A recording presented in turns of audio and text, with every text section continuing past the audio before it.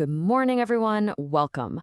So today we're going to tackle a puzzle you're going to face every single day of your clinical life. This is one of those core concepts of good medicine. So listen up, okay? Let's get right into it. You've seen this in the wards, haven't you? You've got two patients, same diagnosis, you give them the same standard drug, and what happens? One patient gets better, just like the textbook says. But the other one? Nothing. Or even worse, they get some nasty side effects. So why? What is going on here? This is the clinical mystery we are going to solve today. So to crack this case, we have to start with our very first clue. We need to understand what the word dose really means. And trust me, it's not as simple as just a number on a box. Now have a good look at this definition. There are two phrases here that are absolutely key: appropriate amount and certain degree of response. What does this tell you? It tells you that a dose isn't some fixed magic number. No, it's a variable that we as doctors have to figure out based on the effect we want to see in that specific patient. And this table here illustrates the point perfectly. Look at this. We have one drug, let's call it drug X. If you want a small preventative effect, maybe effect A, you use a low dose. But if you need a powerful anti-inflammatory action, effect C, you might have to give a dose that's 40 times higher. Can you imagine? Same drug, but the correct dose changes completely because our goal has changed. So how do we decide which dose to use? Well, we've got about 4 main strategies in our toolkit. For very safe drugs, yeah, a standard dose often works. One size fits most. For others, we have to regulate the dose by constantly checking something we can measure, like the patient's blood pressure. Sometimes we're aiming for a very specific target level of the drug in the bloodstream. And then for the really tricky ones, say in oncology, we have to titrate the dose. We push it higher and higher until we get the maximum effect right before the side effects become too much to handle. You see, it's all about strategy. All right, so that's single drugs, but what happens when we use combinations? Let's move to our next chapter and talk about fixed dose combinations, FDCs.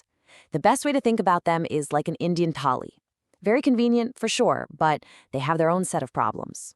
And here is the big trade-off. On one hand, the thali is amazing, right? The patient just has to take one pill instead of, say, 3 or 4.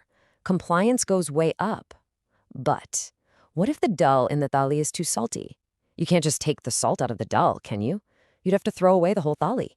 It's exactly the same with an FDC. You can't change the dose of one drug without changing all the others. And maybe the patient doesn't even need all the components. So you must always, always ask yourself, is every single drug in this combination absolutely necessary for this patient? Okay, so we've talked about the dose and we've talked about the drugs, but now we come to the most complex, the most interesting, and by far the most important variable in this whole equation, the patient themselves. So why do two people react so differently to the same thing? Just look at this list. Body size, of course. Their age, their unique genetic code, their sex, any other diseases they might be suffering from. All of these things can completely change how a person's body processes a drug.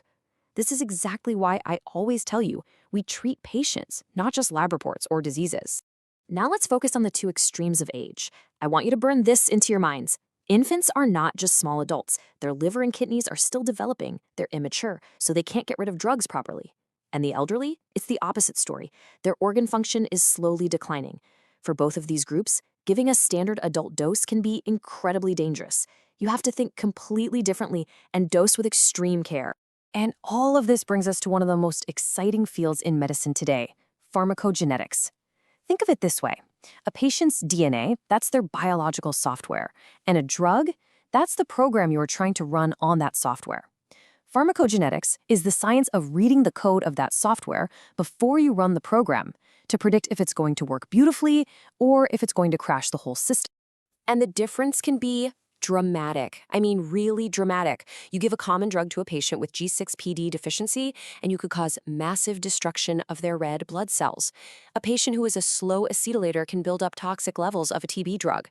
Someone with a variation in their CYP26 gene might not be able to break down an antidepressant, leading to terrible side effects. We're talking about a single gene completely changing the outcome. This isn't some textbook theory, you understand? This has real life or death consequences in your clinic. But wait, just when you think you have it all figured out, there's another layer of complexity. It's not just that every patient is different from each other. The same patient can change over time. The body is a dynamic system, and sometimes it adapts to the drugs we give it. It learns. This adaptation usually happens in two ways. First, there's tolerance. This is a slow, gradual process. Think of morphine. Over time, a patient needs more and more of the drug to get the same level of pain relief. Then you have its crazy cousin, tachyphylaxis. This is basically tolerance on fast forward. It can happen unbelievably quickly, sometimes after just a few doses. The drug just stops working. You have to be watching your patient for these changes. So look, we've come full circle. The drug, the dose, the guidelines in the textbook, these are your tools. They're important, of course, but they are not the whole story. The patient sitting in front of you is not a chapter in a book. They are a unique, complex individual. Your most important job is to understand that individual. So please never forget this. The best doctors don't just know their drugs, they know their patients. Hello, my dear future doctors, and welcome. Today, we're going to talk about something that is at the very, very heart of our profession, writing a prescription. Hayan, it seems simple, no? But getting it right, boss, that is both an art and a science. And that's what will make you a great doctor, not just a good one. So, here's the plan for today. First, we'll tackle the prescription problem. Then we'll get into the fundas of prescribing rationally. After that, we'll see where the evidence comes from trial to trust. We'll also look at the long, long road a new drug takes to reach us. And finally, we'll talk about a doctor's ultimate responsibility. All right, Section 1, the prescription problem. Let's look at the gap between what we know and what we actually do in practice. To become great prescribers, we first have to understand a massive issue, something that's happening not just here in India, but everywhere. So let me ask you a question. Is every single prescription written by a qualified doctor a rational one? We all think so, na? I mean, a doctor wrote it, it must be correct. But the reality? The reality is far more complex. The truth is, irrational prescribing is a huge, huge problem, and it happens all the time. So what are we aiming for? The World Health Organization, the WHO, gives us a very clear standard. Look at this. Patients receive medication appropriate to their clinical needs, okay, makes sense, in doses that meet their own individual requirements, again, logical, for an adequate period of time, right, and at the lowest cost to them and to their community. Now that last part is so important. It's not just about curing the patient, it's about doing it in the smartest, most responsible way possible. Now, what's really interesting is how often we make mistakes. These are the common irrationalities. Look at this list. Giving a drug when none is needed. How many times will a patient with a viral cold demand an antibiotic? So many times. Or this last one, the compulsive co-prescription of vitamins and tonics. Every other prescription has a B-complex tablet. Why? It's a trap we fall into. And polypharmacy, just giving 5, 6, 7 drugs without thinking if they will react with each other. We have to be so careful about this. And the consequences of these mistakes, they're not small. This is not just about wasting a few rupees. We are talking about serious things. You get more adverse drug effects. You create more microbial resistance. You know how big a problem antibiotic resistance is becoming, huh? And worst of all, you lose the patient's confidence. Once that trust is gone, it's very hard to get back. Okay, so how do we fight this? Section 2, Prescribing Rationally, the fundus. Let's look at the doctor's toolkit for right action. How do we make sure we get it right every single time? Now this is a clear, scientific, step-by-step process that you must master. It's not about guesswork or my experience says this. No. First, diagnosis. Then, what are your goals? Then you select the class of drug. And then, step 4, this is the real funda. You pick the specific drug based on 4 things. Efficacy, matlab, does it even work? Safety, will it cause harm? Suitability, is it right for this patient? A medicine might be great for a man, but terrible for a pregnant woman. And finally, cost. Always think about the cost. Get these 4 things right, and you are a rational prescriber. And look at this comparison, it's perfect. On one side, you have the rational choice. On the other, the common mistake. Instead of appropriate drug selection, you see drugs not even related to the diagnosis. Instead of correct dose, you see underdosing, especially in kids. Instead of just what's needed, you see that polypharmacy and those useless tonics. And instead of cost-effective options, you see the craze for the latest, most expensive drug on the market. We have to stay on the left side of this table. But on what foundation is this whole rational process built? How do we know which drug is effective and safe? It's not my opinion or some medical rep's brochure. No, it is built on the solid bedrock of evidence. Let's talk about that. Section 3. Evidence, from trial to trust. This brings us to a very important concept: evidence-based medicine, EBM. What does it mean? Simple. It means our decisions are not based on impression or what our senior told us or what we've always done. No, it's about systematically finding the latest research, judging if it's good quality, and then using those findings to make decisions for our patients. And how do we get this high-quality proof? Well, the gold standard, the absolute best method, is the randomized controlled trial, the RCT. What is it? It's a properly, ethically designed investigation in humans to objectively find out if a treatment actually works. It's the best tool we have. Now, to make sure these trials are not biased, we use a very clever technique called blinding. In a single-blind study, the patient doesn't know if they are getting the real medicine or a sugar pill. This prevents their own bias. But even better is a double-blind study. Here, neither the patient nor the doctor knows who is getting what. This is the best way because it removes bias from everyone and gives us the most objective results possible. So the crucial point here is that not all evidence is created equal. There's a hierarchy. At the very top, the most reliable is a meta-analysis. That's grade I. Below that are good old RCTs, which are still very reliable, grade 2. Then you have other studies, less reliable. And right at the bottom, case reports, or what we call clinical experience. Basically, in my experience, this works. That's the least reliable. So your job is to always look for grade I or grade 2 evidence. Okay, now let's just take a moment to appreciate the immense, unbelievable journey a medicine takes before it even reaches your prescription pad. Section 4. The long road to a new drug, from a molecule to the medicine cabinet. And let me tell you, this is not a quick process, Beta.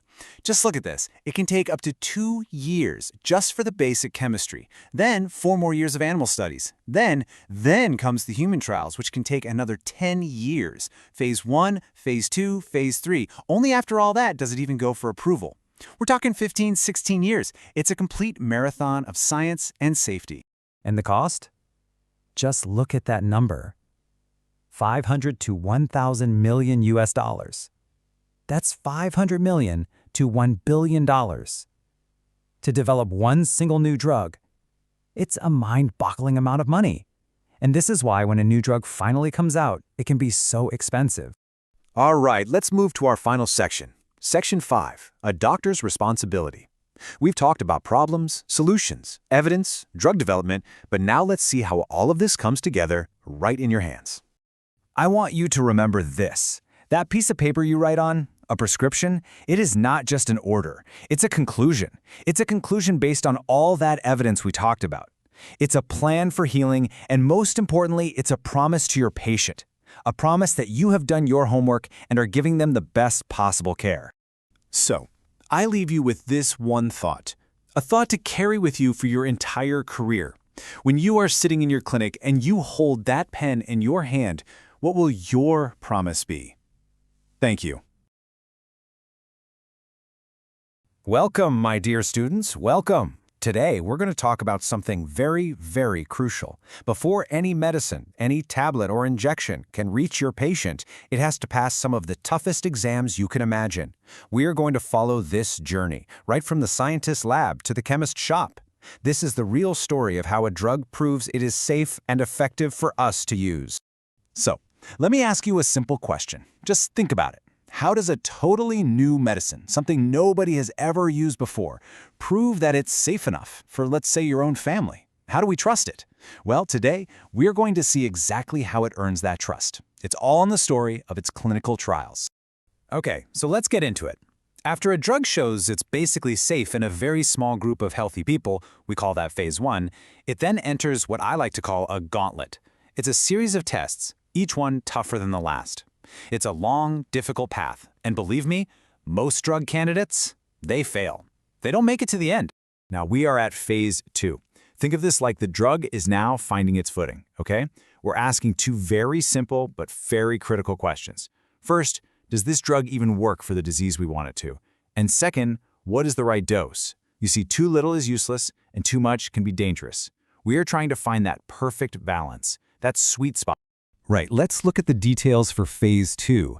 Notice the scale. It's quite small. We're talking about maybe 100 to 500 patients, and these are very carefully selected patients. Why?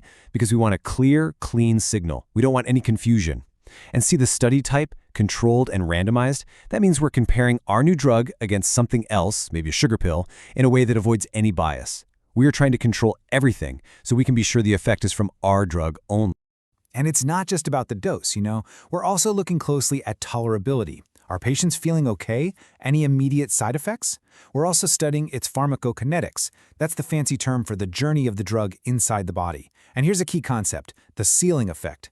This is the point where a higher dose gives you no extra benefit, it just gives you more side effects. So this phase is a very important checkpoint. If the drug doesn't show a clear benefit here, its journey is over. Pack up, go home.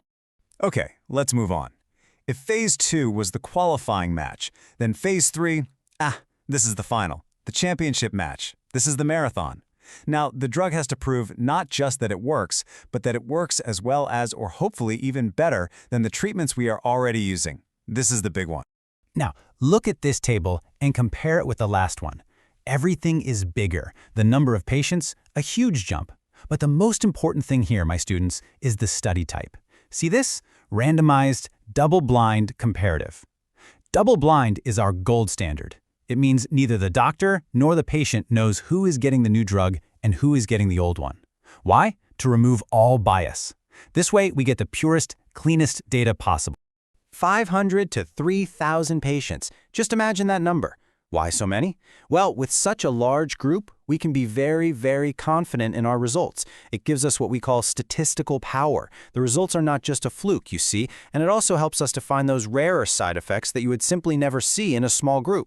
So after all this work, years of research, millions and millions of rupees spent, what do we get? We get everything we need.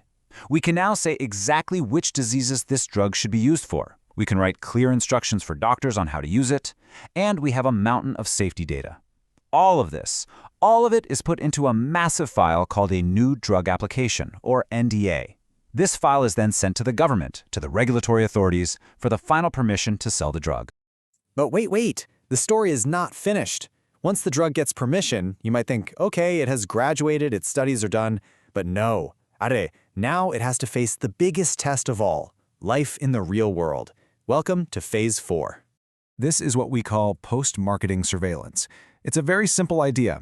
We keep monitoring the drug even after it is being sold in the market.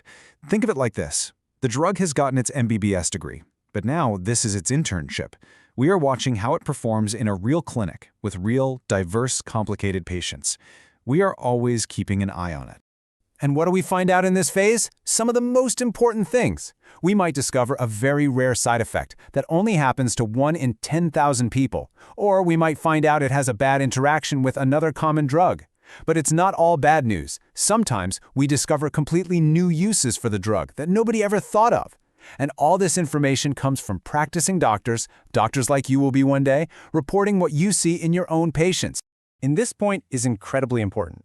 For safety and ethical reasons, we usually don't include groups like children, old people, or pregnant women in the early trials. It's just too risky. So it's often only in Phase 4, after we know the drug is generally safe, that we can do special studies to see how it affects these vulnerable groups. This is absolutely essential for us to prescribe medicines responsibly. All right, enough theory. Medicine is not just about reading books. It's about applying your knowledge. So now it's your turn. I have a small clinical challenge for you. A quick case study. Let's see if you can connect the dots with what we just learned. Pay attention. Here is the patient.